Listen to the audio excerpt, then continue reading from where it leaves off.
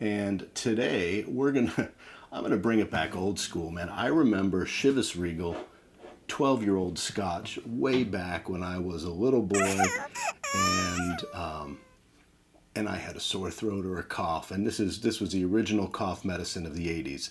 I'm born in 74.